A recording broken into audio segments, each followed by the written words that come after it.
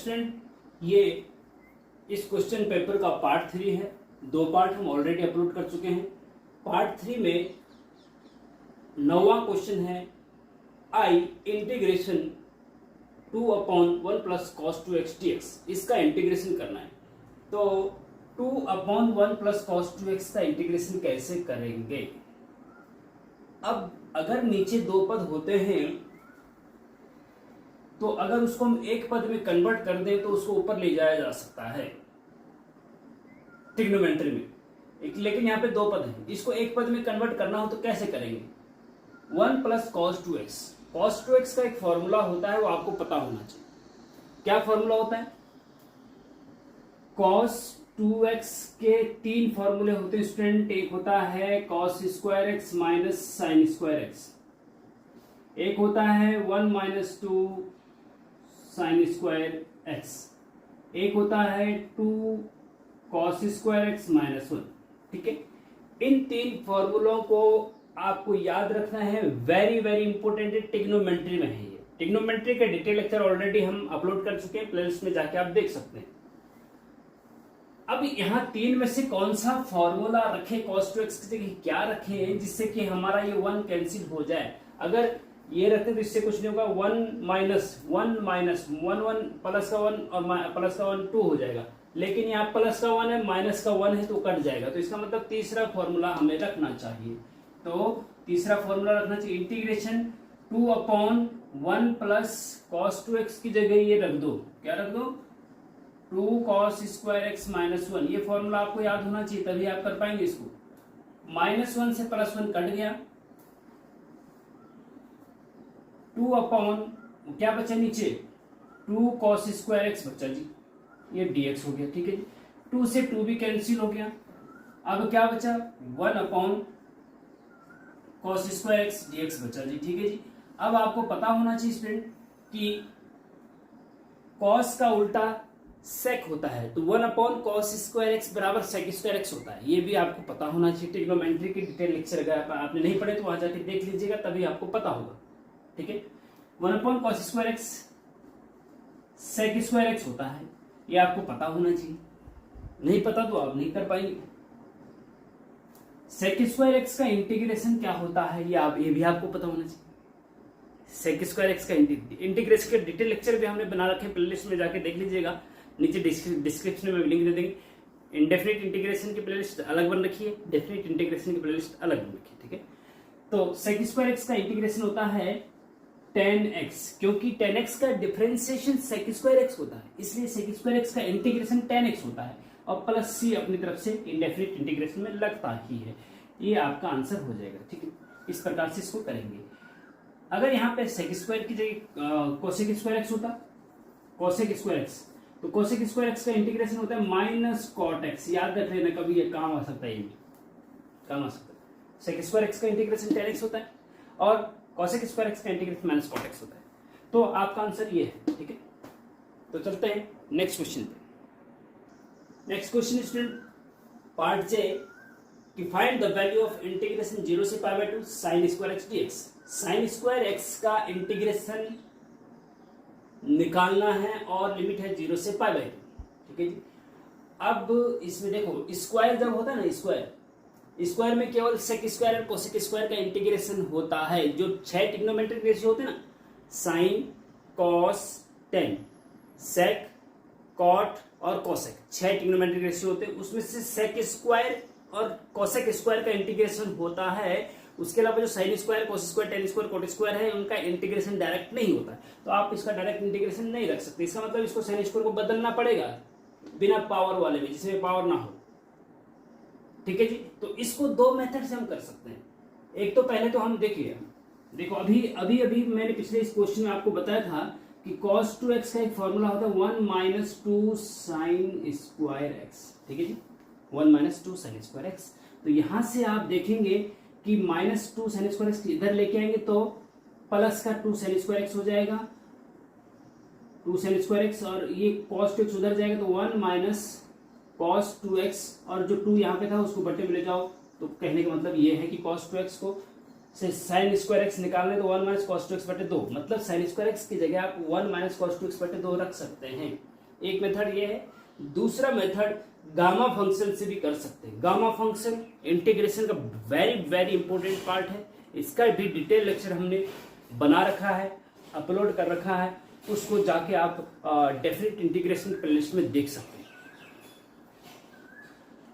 इस मेथड से करेंगे तो देखिए इसमें क्या हो जाएगा, इंटीग्रेशन 0 से पाई बाई 2, साइन स्क्वायर की जगह आप ये रख सकते हैं, क्या रख सकते हैं, 1 माइनस कॉस 2x बटे 2 और dx, ठीक है जी, इज इक्वल टू 1/2 कांस्टेंट है, बाहर आ जाएगा, 1/2 कांस्टेंट है, बाहर आ जाएगा, अंदर क्या बचा, 1 माइनस कॉस 2x dx, ठीक है जी, okay, is equal to 1/2, sorry limit है 0 से पाई बाई 2, ओके। अब 1 का integration with respect to x क्या होता है, 1 का इंटीग्रेशन x होता है, पता होना चाहिए आपको, 1 का इंटीग्रेशन x होता है, क्योंकि अब क्वेश्चन पेपर आपका एग्जाम बहुत नजदीक है, आप क्वेश्चन पेपर सॉल्व कर रहे हैं, तो मैं इस उम्मीद के साथ इसको बता रहा हूं कि आपने डिटेल लेक्चर पढ़े हुए हैं, इसीलिए मैं बोल रहा हूँ 1 का इंटीग्रेशन x होता है। क्यों होता है, कैसे होता है, डिटेल लेक्चर में हमने बता रखा, नहीं आपने डिटेल लेक्चर पढ़े तो पहले उनको देख सकते हैं आप, अगर आपके पास समय है तो 1 का इंटीग्रेशन देखो 1/2 तो अपनी जगह पे हो गया, 1 का इंटीग्रेशन x होता है माइनस कॉस 2x का इंटीग्रेशन, देखो कॉस x का इंटीग्रेशन क्या होता है, कॉस x का जो डिफरेंशिएशन होता है ना माइनस साइन x होता है, तो कॉस x का इंटीग्रेशन माइनस साइन x और कॉस 2x का इंटीग्रेशन साइन 2x, देखो कॉस x का जो इंटीग्रेशन होता है ना वो साइन x होता है, क्योंकि cos x का डिफरेंशिएशन माइनस साइन x होता है और cos x का इंटीग्रेशन प्लस साइन x होता है, ठीक है, तो cos x का इंटीग्रेशन साइन x होता है, तो cos 2x का इंटीग्रेशन क्या होगा, साइन 2x, क्या होगा, साइन 2x, cos 2x का इंटीग्रेशन साइन 2x होता है, माइनस ऑलरेडी पहले से है यहाँ पे, और जो x का कोफिशिएंट होता है वो बट्टे में आता है हमेशा, ध्यान रखना इस चीज का, बहुत इंपॉर्टेंट है, और लिमिट लगा दो 0 से पाई बाई 2, ठीक है जी, ओके, इज इक्वल टू 1/2 बड़ा ब्रैकेट। अब एक बार इसमें लोअर, जब लिमिट होती है ना 0 से पाई बाई 2, तो एक बार लोअर लिमिट रखते हैं, सॉरी एक बार अपर लिमिट, फिर बीच में माइनस का चिन्ह, फिर upper limit, sorry lower limit, तो पहले अपर लिमिट रखेंगे इसमें, जो ये है ना, इसमें अपर लिमिट क्या है, x की जगह पाई बाई 2 रखेंगे, x की जगह एक यहाँ पे x की जगह क्या रखेंगे, पाई बाई 2, तो x की जगह पाई बाई 2 रखा है यहाँ पे, माइनस यहाँ पे x की जगह अगर पाई बाई 2 रखेंगे, पाई बाई 2 तो 2 से 2 कट जाएगा, साइन पाई बचेगा क्यों ना, और बटे 2, फिर माइनस का चिन्ह बीच में, फिर लोअर लिमिट रखो, x की जगह 0 माइनस साइन 2 इंटू एक्स, मतलब x की जगह 0 तो साइन 0 हो जाएगा बटे 2, ओके, ये हो गया जी आपका। अब आगे देखो 1/2 पाई by 2 minus pi by 2 minus, bracket के अंदर ही रखो, चलो साइन पाई की वैल्यू 0 होती है, ये आपको पता होना चाहिए। एक मैं ग्राफ आपको बता दे रहा हूं, उसके द्वारा आप समझ सकते हैं कि कोई भी साइन की वैल्यू आप निकाल सकते हैं। ये एक्स एक्सिस है और ये वाई एक्सिस है, ठीक है, यहां से मूल बिंदु से शुरू होता है साइन का ग्राफ, ऐसे ऊपर जाता है, फिर नीचे जाता है, फिर ऊपर जाता है, फिर नीचे आता है, ऐसे करके, ठीक है। जो 0 होता है वो 0 पाई बाई 2 होता है, मतलब 0 होता है, हाँ, फिर 0 पाई बाई 2, फिर इसकी ठीक नीचे यहाँ पे 1 पाई बाई 2, 1 इंटू पाई बाई 2, मतलब 1 पाई बाई 2 मतलब पाई बाई 2, यहाँ पे फिर 2 पाई बाई 2, 2 इंटू पाई बाई 2 मतलब 2 से 2 कट जाएगा, पाई बचेगा, फिर यहाँ पे 3 पाई बाई 2, फिर यहाँ पे 4 पाई बाई 2, 4 पाई बाई 2 का मतलब होता है 2 पाई, 2 पाई, हाँ, 2 से 4 कट जाएगा 2 पाई, ठीक है, इस प्रकार से। अब देखो यहाँ पे वैल्यू जो होती है एक्स की ये 1 होती है, और यहाँ पे नीचे -1 होती है, और यहाँ पे 0 होती है। अब मैं कहूँगा साइन 0 की वैल्यू बताओ, ये साइन का ग्राफ है, बहुत इंपॉर्टेंट स्टूडेंट, साइन का ग्राफ है। जब मैं कहूँ कि भाई साइन 0 की वैल्यू बताओ, तो यह साइन 0 0 है। साइन पाई बाई 2 की वैल्यू बताओ, ये पाई बाई 2 है ना, यहाँ पे साइन पाई बाई 2 की वैल्यू बताओ क्या है, यहाँ पे ग्राफ कहाँ पे है, 1 पे है, तो साइन पाई बाई 2 मान 1 होता है। साइन पाई की वैल्यू बताओ, तो ये फिर कहाँ पे आएगा, 0 पे आ गया, देखो ये 0 है, तो साइन पाई की वैल्यू 0 है। साइन 3 पाई बाई 2 की वैल्यू क्या है, -1 है। साइन 2 पाई की वैल्यू क्या है, 0, ठीक है, तो साइन पाई की वैल्यू चाहिए ना हमें, तो साइन पाई की वैल्यू 0 है, देखो, तो साइन पाई की वैल्यू 0 है, तो ये 0 हो जाएगा भाई, माइनस ये 0, और साइन 0 की वैल्यू 0 होती है, तो ये पूरा का पूरा 0, ठीक है जी। अब आपको यहाँ अंदर क्या बचा, केवल पाई बाई 2 बचा। 1/2 का अंदर मल्टीप्लाई पाई बाई 2 के साथ कर देंगे तो पाई बाई 4 आ जाएगा आपका आंसर। ठीक है जी। इसको गामा फंक्शन से कैसे करना है, ये गामा फंक्शन से कैसे करना है इसको मैं आपको होमवर्क के लिए छोड़ देता हूँ। चलो ठीक है, जरा मुझे कमेंट में सॉल्व करके बताइएगा। गामा फंक्शन देखिए, गामा फंक्शन का फॉर्मूला मैं बता दे रहा हूँ, डिटेल लेक्चर भी लिंक में दे दूंगा नीचे डिस्क्रिप्शन में। अगर गामा फंक्शन के क्वेश्चन ज्यादा रिपीट होते हैं तो बहुत इंपॉर्टेंट है, बहुत ज्यादा इंपॉर्टेंट है। अगर एक लेक्चर आपने 50 मिनट का लेक्चर हो गामा फंक्शन का अगर वो कर लिया तो आपके 10-15 मार्क्स कंफर्म हो जाते हैं लगभग। हाँ, तो 0 से पाई बाई 2 साइन की power m theta into cos की power n theta d theta. जब लिमिट 0 से पाई बाई 2 हो और यहाँ साइन हो यहाँ कॉस हो, साइन की पावर कुछ हो और कॉस की पावर कुछ हो, तो इसमें गामा फंक्शन का जो फॉर्मूला होता है स्टूडेंट वो होता है गामा। ये देखो उल्टा एल को उल्टा कर दो तो गामा का चिन्ह बन जाता है। Gamma m+1/2 into gamma n+1/2 upon 2 times of gamma m+n+2/2। इससे भी आप सॉल्व कर सकते हैं। लेकिन आप कहेंगे कि भाई यहाँ पे साइन की पावर 2, m की जगह 2 है लेकिन कॉस तो है ही, तो यहाँ पे कॉस की पावर 0 रख सकते हैं आप, तो n की जगह 0 आ जाएगा, m की जगह 2 आएगा, n की जगह 0 आएगा, तो इसको सॉल्व करके आपको पाई बाई 4 आंसर मिलेगा। ठीक है, ये जरा मैं आपको होमवर्क के लिए दे रहा हूँ, आप सॉल्व करके मुझे कमेंट में बताइएगा। तो नेक्स्ट क्वेश्चन स्टूडेंट के 3D का है, find the equation of line passing through 1,2,-1। एक लाइन की इक्वेशन आपको निकालनी, मान लीजिए ये लाइन है, एल लाइन है, ये पॉइंट ए जिसके कोऑर्डिनेट है 1,2,-2, इससे होकर जा रही है। 3D में है तो 3 कोऑर्डिनेट होंगे x y z. And parallel to the line, और ये जो लाइन है ये किसी दूसरी लाइन के पैरेलल है जिस लाइन की इक्वेशन ऑलरेडी दे रखी है, वो है x+1/1 is equal to y-2/2 is equal to z+3/-2। ठीक है जी। तो आपको इस लाइन की इक्वेशन बतानी है जैसे कि इसकी इक्वेशन दे रखी है। देखो 3D में लाइन की इक्वेशन इस प्रकार की होती है, अगर आपने डिटेल लेक्चर पढ़े तो आपको पता होगा, नहीं पढ़े तो तब कुछ नहीं कर सकते हैं। ठीक है, 3D में लाइन की इक्वेशन इस प्रकार से होती है, x-x1/a is equal to y-y1/b is equal to z-z1/c। ये 3D में लाइन की इक्वेशन होती है, जिसमें कि जैसे ये लाइन है और इस लाइन पे x1 y1 z1, x1 y1 और z1 जो है कोऑर्डिनेट होते हैं किसी पॉइंट के लाइन पर, और abc जो होते हैं ना, abc ये डीआरस होते हैं, डायरेक्शन रेशियोज होते हैं उस लाइन के, डायरेक्शन रेशियोज abc। ठीक है, तो इस लाइन के डीआरस क्या है, 1, 2, -2। इस लाइन के डीआरस हैं 1, a बराबर 1, b बराबर 2 और c बराबर -2। ये देखो, हाँ ये डीआरस है। ठीक है जी। अब इस लाइन की इक्वेशन निकालनी है, अगर इस लाइन की इक्वेशन, तो equation of line L is क्या होती है, लाइन की इक्वेशन जनरल इक्वेशन ये होती है, क्या होती है, x-x1/a बराबर y-y1/b बराबर z-z1/c। ये होती है लाइन की इक्वेशन, ये आपको पता होना चाहिए। ठीक है जी। अब इसमें x1 y1 z1 क्या रखें, abc क्या रखें। x1 y1 z1 की जगह तो भैया ये रखो, क्योंकि x1 y1 z1 ये है, क्योंकि इस लाइन पे एक पॉइंट है 1, 2, -1। और देखो x-x1 की जगह क्या रखो, 1 रखो, अपॉन में कुछ रखेंगे a की जगह पे, देखो हाँ, इज इक्वल टू y-y1 की जगह 2 रखो तो 2 रख दिया, अपॉन में b की जगह कुछ रखेंगे, अभी रुक जाओ, हाँ, z की जगह -2 है तो ये प्लस का 2 हो जाएगा। ठीक है, अपॉन में c की जगह कुछ रखेंगे। अब abc की जगह क्या रखें, अब इसकी डीआरस, अगर देखो इस लाइन पे एक पॉइंट अगर हमें पता है और इस लाइन के डीआरस पता है abc, तो इस लाइन की क्वेश्चन निकल जाएगी, abc की जगह रख देंगे। तो क्या होता है स्टूडेंट कि जो ये लाइन जो हमें निकालनी है, इसके पैरेलल जो लाइन है ना, दो लाइनें जब पैरेलल होती हैं तो उनके डीआरस डायरेक्शन रेशियोज है ना, डायरेक्शन, क्योंकि पैरेलल लाइन की डायरेक्शन सेम होती है,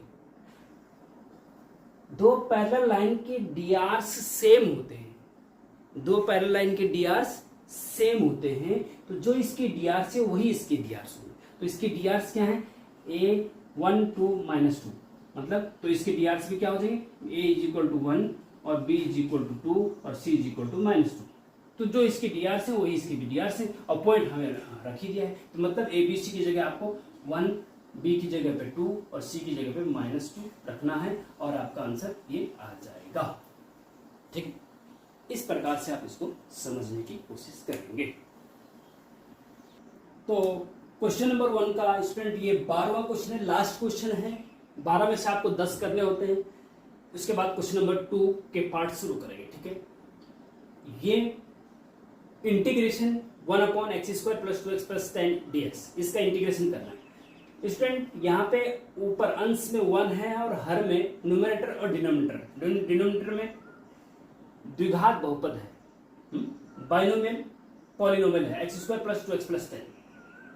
अगर ये ऊपर होता तो x² का इंटीग्रेशन अलग से करते, 2x का करते और 10 का करते, लेकिन ये अपॉन में है, और जब ये अपॉन में द्विघात बहुपद होता है, बाइनोमियल पॉलिनोमियल होता है, तो इसका हम परफेक्ट स्क्वायर बनाने का कोशिश करते हैं। कैसे कोशिश करते हैं, 1/x² + a², इस प्रकार से बनाने की कोशिश करते हैं, क्योंकि इसका इंटीग्रेशन होता है 1/a tan 1 x/a, इसका इंटीग्रेशन ही होता है। तो इस प्रकार से अगर ये बन जाए तो आप आसानी से इंटीग्रेशन लिख सकते हो, क्योंकि इसका पता है हमें। तो इसका परफेक्ट स्क्वायर, पूर्ण वर्ग, आपको बाइनोमियल पॉलिनोमियल का द्विघात बहुपद का पूर्ण वर्ग बनाना आना चाहिए। पूर्ण वर्ग कैसे बनाएंगे, पूर्ण वर्ग बनाना आना चाहिए आपको। देखिए, इज इक्वल टू इंटीग्रेशन, आजकल सर्दियों में स्याही सूख जाती है, शायद भरा हुआ है फिर भी, 1/, देखो पूर्ण वर्ग जब भी बनाते हैं तो इसमें पहला एक तो पहला स्टेप इसमें ये होता है कि जो x² होता है उसका कोफिशिएंट 1 होना चाहिए। परफेक्ट स्क्वायर जब भी बनाते हैं तो x² का कोफिशिएंट क्या होना चाहिए, 1 होना चाहिए। तो इसमें ऑलरेडी 1 है, यहाँ पे कुछ नहीं, अगर होता तो उसको कॉमन ले लेते हैं तो वहां 1 हो जाता। यहाँ पे x² कोफिशिएंट ऑलरेडी 1 है तो कोई दिक्कत नहीं। ठीक है, सेकेंड स्टेप में क्या होता है कि x के कोफिशिएंट का आधा करके उसका स्क्वायर करते हैं और 2x के साथ जोड़ते और घटाते हैं, प्लस 2x, अरे मां क्या भाई। अब इसमें क्या करेंगे, जैसे ये 2x है, अब इसमें 2x का कोफिशिएंट क्या है, 2 है, 2 का हाफ करेंगे, आधा करेंगे तो 1 बचेगा, 1 का स्क्वायर करेंगे तो 1 रहेगा, तो 1 को जोड़ना है और घटाना है, x के कोफिशिएंट के आधे का वर्ग जोड़ना और घटाना है। ठीक है जी, प्लस पहले जोड़ना है तब घटाना, ध्यान रखना इसका। प्लस 10 आप अपनी तरफ से रख दिया, एक्स्ट्रा यहाँ पे क्या आया, क्या घुसाया हमने बीच में एक्स्ट्रा, +1 और -1 घुसाया, +1 -1 करके सेम वही रहेगा ना, क्या दिक्कत आ रही है ना। ठीक है, परफेक्ट स्क्वायर का तरीका है। अब इतना जो पार्ट है वो परफेक्ट स्क्वायर में बदल जाता है, 1/, ये हो जाएगा आपका x + 1 का होल स्क्वायर। x + 1 का होल स्क्वायर खोलेंगे तो x का स्क्वायर + 1 का स्क्वायर + 2ab 2x, तो ये आ जाएगा पूरा x² + 2x + 1 आ जाएगा। ठीक है, और -1 + 9 बराबर क्या होगा, प्लस का 9 होगा। ठीक है, प्लस का 9 होगा, प्लस का 9 होगा तो उसको आप प्लस का 9 को 3 का स्क्वायर लिख सकते हैं, 3 का स्क्वायर 9 होता है ना, और ये dx रख गया, बस हो गया। अब देखो x² की जगह पे x + 1 है और a की जगह पे 3 है, उसका स्क्वायर है, तो उसमें आप अब 1/x² + y², चूंकि हम जानते हैं कि इंटीग्रेशन 1/x² + a² बराबर 1/a tan 1 x/a होता है, इसलिए दिस इक्वल टू क्या होगा, तो 1/a, 1/a, a की जगह क्या है, 3 है। ठीक है जी, 3 है यहाँ पे, tan 1 x/a, x की जगह पे यहाँ पे x + 1 है, देखो x का स्क्वायर x + 1 का स्क्वायर, तो x की जगह पे क्या है यहाँ पे x + 1 / a, a की जगह पे क्या है 3, बस प्लस c आपका आंसर ये हो जाता है। ठीक है जी, इस प्रकार से ये आपको करना होता है। तो डियर स्टूडेंट, ये क्वेश्चन नंबर 1 का पार्ट कंप्लीट हो गया है। अब क्वेश्चन नंबर 2 पे चलते हैं, लेकिन इसको हम चाहते हैं कि नए वीडियो लेक्चर में शुरू से शुरू करें।